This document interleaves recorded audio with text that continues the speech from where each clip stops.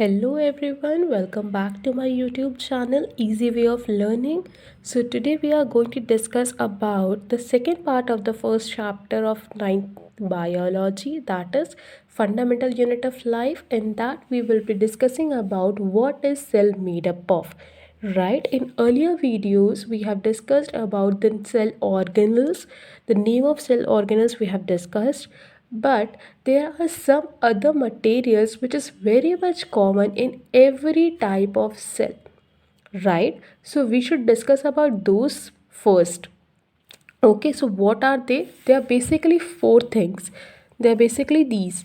First one is the plasma membrane.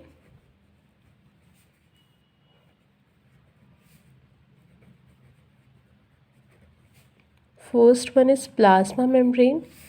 Second is nucleus. Third being cytoplasm. And the fourth one, it is an exception. It is present only in plant cell and not in animal cell. That is the cell wall. Right? So we will be discussing from these to these first. Right?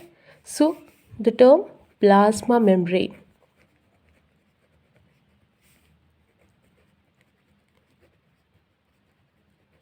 तो plasma membrane को हम लोग और क्या बोल सकते हैं? इसको हम लोग बोल सकते हैं सेल मेम्ब्रेन. ठीक है, प्लाज्मा मेम्ब्रेन को सेल मेम्ब्रेन भी बोल सकते हैं. ये जो होता है ये हमारे किसी भी सेल की जो आउटर लाइनिंग होती है उसे हम प्लाज्मा मेम्ब्रेन या सेल मेम्ब्रेन कहते हैं. इसी के थ्रू किसी भी चीज़ की, या तो वो गैसेस हो या कोई सॉल्वेंट हो या कोई वाटर मॉलिक्यूल हो, किसी भी चीज़ की जो ट्रांसपोर्टेशन होता है आउटसाइड. फॉर एग्जांपल अगर ये कोई सेल है तो बाहर के इन्वायरमेंट से अंदर के इन्वायरमेंट में जो भी ट्रांसपोर्ट होगा वो किसके थ्रू होगा? इस सेल मेम्ब्रेन के थ्रू होगा. राइट, इसीलिए इस सेल मेम्ब्रेन को हम लोग क्या बोलते हैं कि ये एक सेलेक्टिवली परमिएबल मेम्ब्रेन होता है. अब इसका क्या मतलब हुआ कि वो सेलेक्टिवली परमिएबल मेम्ब्रेन होता है?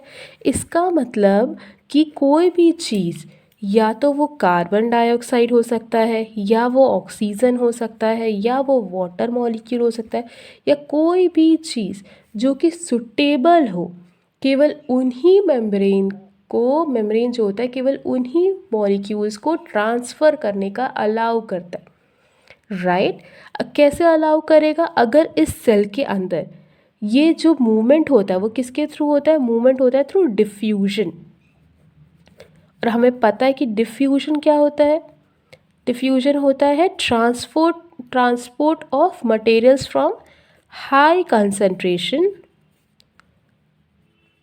To low concentration. राइट, ये तो हमें पता है कि डिफ्यूजन में ये होता है. तो इस केस में कैसे होता होगा?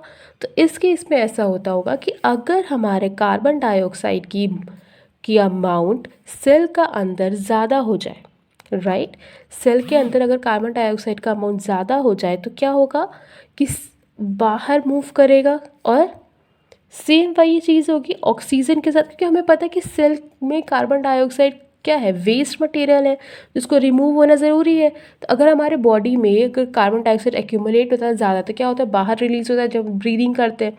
सिमिलर केस होता है सेल में. सिमिलर केस अगर यहाँ पे सेल की बात करें तो यहाँ पे क्या हो रहा है? कार्बन डाइऑक्साइड अगर अंदर ज़्यादा एक्यूमुलेट हो जाएगा तो वो बाहर चला जाएगा. किस प्रोसेस के through? Through the process called as diffusion. Right, वैसे ही ऑक्सीजन का भी होता है कि वो बाहर से अंदर आ जाता है, क्योंकि हमें अंदर ज़रूरत है ऑक्सीजन की. अगर ऑक्सीजन जो है बाहर ज़्यादा होगा और अंदर ऑक्सीजन कम है तो अंदर तो आएगा ही ऑक्सीजन. से हम लोग ब्रीदिंग करते तो क्या होता है? ऑक्सीजन लेते हैं हम लोग और कार्बन डाइऑक्साइड रिलीज़ करते. तो सेम प्रोसेस हम लोग ये कर रहे हैं डिफ्यूजन के थ्रू. ठीक है, अब आता है वाटर.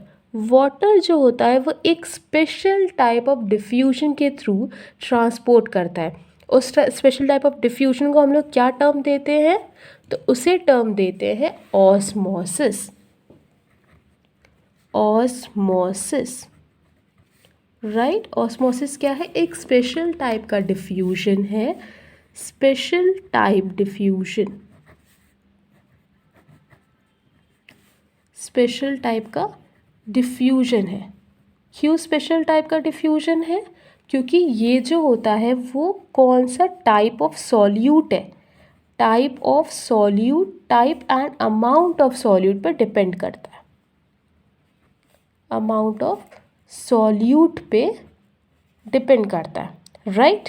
ये ऑस्मोसिस हो गया। ऑस्मोसिस में होता क्या है? बेसिकली वो सेमी परमिएबल, अगर हम लोग ये कोई कंटेनर को अज्यूम करें कि ये सेल है, राइट, तो यहाँ पे रहता है एक मेम्ब्रेन, इस मेम्ब्रेन को हम लोग बोलते हैं semi permeable membrane.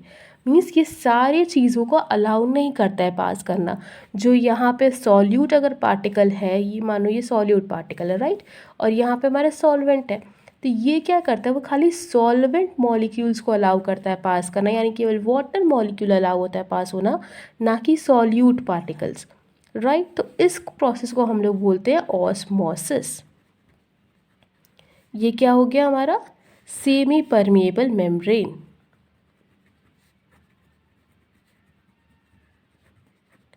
Semi permeable membrane, right.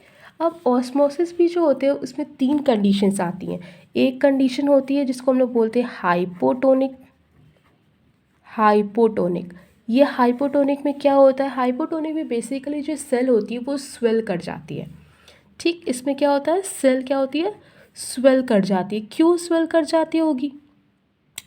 क्योंकि इसमें क्या होता है कि जो आउटर एनवायरनमेंट का कंडीशन होता है उसमें सेल, उसमें जो कंसंट्रेशन होती है वाटर की, वो क्या होती है? ज़्यादा होती है, राइट। और सेल के अंदर का जो कंसंट्रेशन होता है वह उसमें वाटर कंटेंट क्या होता है? कम होता है। तो सेल, वाटर का मूवमेंट क्या होगा? सेल की तरफ होगा ज़्यादा, ठीक है। तो वाटर, जैसे हमें पता है कि सेल मेम्ब्रेन जो है उसमें ट्रांसपोर्ट होता है, तो वाटर जब अंदर मूव करेगा तो कुछ अमाउंट का वाटर बाहर भी मूव करेगा, इक्वल मूवमेंट होनी चाहिए। लेकिन कंसंट्रेशन वाटर का कहाँ कम है? अंदर। इसलिए क्या होता है? अंदर ज़्यादा मूवमेंट होती है वाटर की, और जो रिलीज़ होता है वाटर वो कम अमाउंट में होता है, इसलिए जो सेल होती है वो स्वेल कर जाती है, ठीक है। तो हाइपोटोनिक सॉल्यूशन में क्या हुआ? हायर कंसंट्रेशन जो होगा वाटर का वो कहाँ होगा? आउटसाइड में, हायर कंसंट्रेशन एट आउटसाइड, ठीक है, और लोअर कंसंट्रेशन इनसाइड, ठीक। तो क्या हो गया? वाटर का नेट मूवमेंट, नेट मूवमेंट हम लोग क्यों बोल रहे हैं? क्योंकि वाटर का मूवमेंट इनसाइड और आउटसाइड दोनों साइड हो रहा है। तो जो नेट मूवमेंट यानी जो एवरेज मूवमेंट निकालेंगे वो किधर होता है? नेट मूवमेंट किधर होगा ज़्यादा? Towards the cell, net movement is more inside the cell, जिसकी वजह से सेल जो होता है वो स्वेल कर जाता है, ठीक है। तो एक कंडीशन तो हमें पता चल गई हाइपोटोनिक की। अब दूसरी और तीसरी कंडीशन कौन सी होती है? दूसरी कंडीशन होती है जिसको हम लोग बोलते हैं आइसोटोनिक। आइसोटोनिक का मतलब, आइसोटोनिक इसे हम लोग टर्म से समझते हैं आइसो, आइसो मीन्स सेम, ठीक। तो इसका मतलब ये हो सकता है कि जो कंसंट्रेशन होगा वाटर का वो आउटसाइड और इनसाइड, एंड इनसाइड, आउटसाइड और इनसाइड दोनों क्या होगा? इक्वल होगा, ठीक है। बाहर जितना कंसंट्रेशन है उतना ही कंसंट्रेशन अंदर है, तो जो नेट मूवमेंट होगा वाटर का वो भी क्या होगा? इक्वल होगा, नेट मूवमेंट भी इक्वल होगा, जिसकी वजह से सेल का साइज क्या होगा? Same, cell size remain same, ठीक है। ये तो हो गया हमारा आइसोटोनिक। अब लास्ट बचा है जिसको हम लोग बोलते हैं हाइपरटोनिक, जो कि हाइपोटोनिक का रिवर्स होगा। मतलब कैसे? कि जैसे पहले हम लोग पढ़े थे उसमें क्या था कि सेल के अंदर कंसंट्रेशन कम थी, अब इसमें क्या हो जाएगी? जो कंसंट्रेशन है इनसाइड द सेल वो ज़्यादा हो जाएगी, side the cell is more, और कंसंट्रेशन आउटसाइड द सेल कम, concentration outside cell is less. तो नेट मूवमेंट किस साइड हो जाएगा? नेट मूवमेंट किस साइड हो जाएगा? बाहर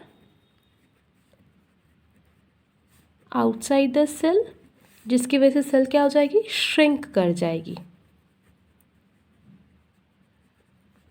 ठीक है, तो ये हो गई हमारे 3 ऑस्मोसिस की कंडीशन। एक हो गया हाइपोटोनिक, एक हो गया आइसोटोनिक, और तीसरा आ गया हमारा हाइपरटोनिक। ठीक, तो ये तो हमने समझ लिया वाटर ट्रांसपोर्ट जो हो रहा है, किसी भी चीज़ का ट्रांसपोर्टेशन जो हो रहा है सेल मेम्ब्रेन के थ्रू, राइट। इसको हम लोग प्लाज्मा मेम्ब्रेन भी बोलते हैं। अब आती है दूसरी चीज़ जो कि आती है सेल वॉल, राइट। तो हमने देखा था कि सेल वॉल क्या होता है, वो किस में पाया जाता है, only in plant cell, only in plant cell. क्यों प्लांट सेल में पाया जाता है केवल, क्योंकि जो सेल वॉल होती है वो बनी किससे होती है, made up of cellulose, made up of cellulose. ठीक है, और ये सेलुलोज जो होता है वो सबसे ज़्यादा कॉम्प्लेक्स स्ट्रक्चर होता है जो कि एनिमल्स में सुटेबल नहीं होता है, इसलिए ये चीज़ें जो होती हैं वो केवल सेल वॉल जो होता है वो खाली प्लांट सेल में पाया जाता है, राइट। अब ये नाम से ही समझ में आ रहा है कि सेल की वॉल, हमें पता है कोई भी वॉल क्या करती है, प्रोटेक्ट करने का काम करती है, तो ये भी वही सेम काम करेगी, प्रोटेक्ट करने का। एक तो फंक्शन हमें ऐसे समझ के आ गया नाम से, प्रोटेक्ट करना, राइट। दूसरा फंक्शन क्या होता होगा, किसी भी वॉल का काम क्या होता है, जैसे अगर घर की दीवार है तो क्या करती है, वो प्रॉपर स्ट्रक्चर प्रोवाइड करती है घर को, तो ये भी क्या प्रोवाइड करेगी, रिजिड स्ट्रक्चर। रिजिड स्ट्रक्चर मतलब स्ट्रॉन्ग स्ट्रक्चर प्रोवाइड करने का काम करते हैं। ठीक है, रिजिड स्ट्रक्चर प्रोवाइड करने का काम करता है कौन, सेल वॉल। ठीक है, प्रोटेक्ट किया, स्ट्रक्चर प्रोवाइड किया, फ्रेमवर्क, सेम वही टर्म आ जाता है, फ्रेमवर्क प्रोवाइड करने का काम करता है सेल को। तो ये सारे फंक्शंस किसके होते हैं, हमारे सेल वॉल के, राइट। और ये होते हैं किसमें, केवल प्लांट सेल में पाए जाते हैं। क्यों, क्योंकि ये सेलुलोज से बनता है। ठीक, अब तीसरा टर्म था, तीसरा क्या था, न्यूक्लियस। तीसरा आ गया हमारा न्यूक्लियस। ये हमें सबको पता है कि न्यूक्लियस क्या होता है, मोस्ट इम्पॉर्टेंट पार्ट होता है जो कि सेल के, किसी भी सेल के सेंटर में पाया जाता है न्यूक्लियस। क्यों इम्पॉर्टेंट होता है ये न्यूक्लियस, क्योंकि इसी न्यूक्लियस में क्या होता है, क्रोमोसोम पाए जाते हैं। और ये क्रोमोसोम क्या कंटेन करते हैं, क्रोमोसोम क्या कंटेन करते हैं, क्रोमोसोम कंटेन करते हैं डीएनए। डीएनए क्यों ज़रूरी होता है, हमें पता है डीएनए क्या होता है, जेनेटिक इन्फॉर्मेशन कंटेन करता है। मतलब जो पेरेंट्स के डीएनए होंगे, पेरेंट्स से जो ये ऑफस्प्रिंग में जाएंगे डीएनए, वो कहाँ से जाते हैं, थ्रू दी न्यूक्लियस। न्यूक्लियस में डीएनए प्रेजेंट होगा तभी तो वो ट्रांसफ़र होगा पेरेंट्स से ऑफस्प्रिंग में, राइट। तो सबसे मेन और इम्पॉर्टेंट फंक्शन क्या होता है न्यूक्लियस का, कि वो कंटेन करता है क्रोमोसोम, राइट। और क्रोमोसोम में क्या होता है, हमारा डीएनए। ठीक है, अब इस न्यूक्लियस के अराउंड भी एक मेम्ब्रेन होती है जो इसको प्रोटेक्ट करती है। उस मेम्ब्रेन को हम लोग क्या बोलते हैं, तो बोलते हैं न्यूक्लियर मेम्ब्रेन, राइट। अब इस न्यूक्लियर मेम्ब्रेन जो होता है वो न्यूक्लियस को प्रोटेक्ट करता है। ये भी दो टाइप के होते हैं, दो टाइप का नहीं मीन्स कि दो वेज में होता है। एक अगर प्रेजेंट हुआ तो अलग सेल हो जाता है, एक एब्सेंट होगा तो उसे अलग चीज़ बोलते हैं। क्या बोलते हैं मतलब समझ नहीं आया, थोड़ा कन्फ्यूजन हो गया, राइट।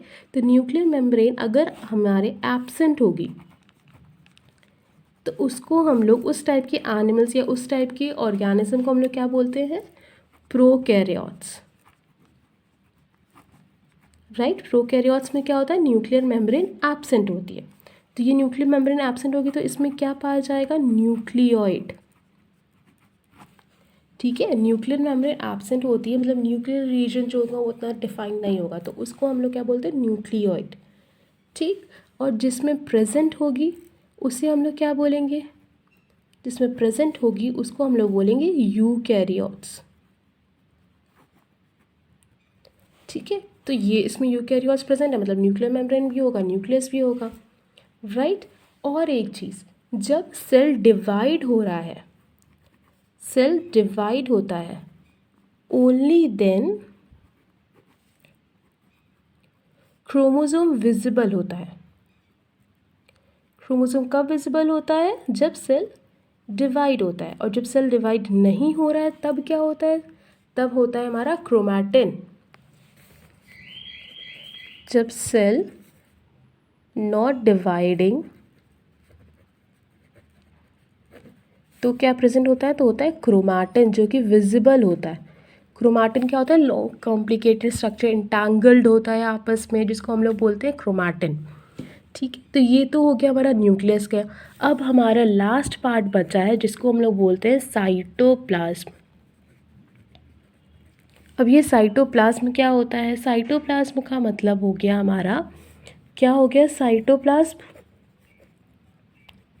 साइटोप्लाज्म का मतलब क्या हुआ? कोई भी सेल, जैसे ये सेल है, इस सेल में यहाँ पे हमारा न्यूक्लियस है, इस सेल के बाद ये जो पूरी एरिया बच रही है, ठीक, इस एरिया में क्या होगा? फ्लूइड पाया जाता है। ठीक है, ये जो फ्लूइड होता है, उसी फ्लूइड को हम लोग क्या बोलते हैं? Cytoplasm, right. और इसी फ्लूइड में क्या पाई जाती हैं? Cell organelles. ठीक है, जो सेल ऑर्गेनल्स है वो कहाँ पाए जाते हैं?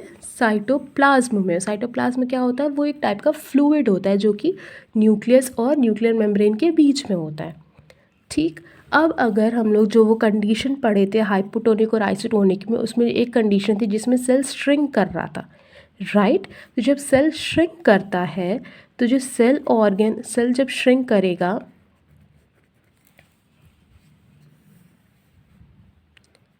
सेल क्या करेगा? जब सेल श्रिंक करेगा, सेल श्रिंक किया तो क्या हो जाएगा? सेल ऑर्गेनल्स जो होंगे वो मूव करने लगेंगे apart from the nucleus, apart from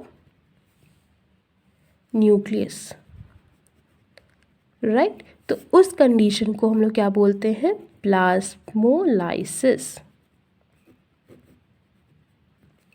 ठीक है, इस कंडीशन को हम लोग बोलते हैं प्लाज्मोलाइसिस। जब सेल श्रिंक करता है तो जो सेल ऑर्गेनल्स होते हैं वो न्यूक्लियस से दूर जाने लगते हैं, तो उसको हम लोग बोलते हैं प्लाज्मोलाइसिस। तो ये चारों चीज़ें हैं जो कि बहुत इम्पॉर्टेंट है, जो कि ज़्यादातर हर सेल्स में पाई जाती है। बस एक कन्फ्यूजन, एक डिफरेंस था जो कि था सेल वॉल, जो कि खाली प्लांट सेल में पाया जाता है, एनिमल सेल में नहीं पाया जाता है। तो this is all the 4 things which is pre most important before getting into details about the cell organelles, right. I hope ये सारी इन्फॉर्मेशन प्रिटी क्लियर हो आपको। अगर ये सारी इन्फॉर्मेशन क्लियर हो और आपको कुछ समझ में आए तो please like my video, share, comment and subscribe to my channel. In the next video we will be discussing about the various type of cell organelles found in the cell. Stay tuned for that and keep supporting, keep loving. Thank you.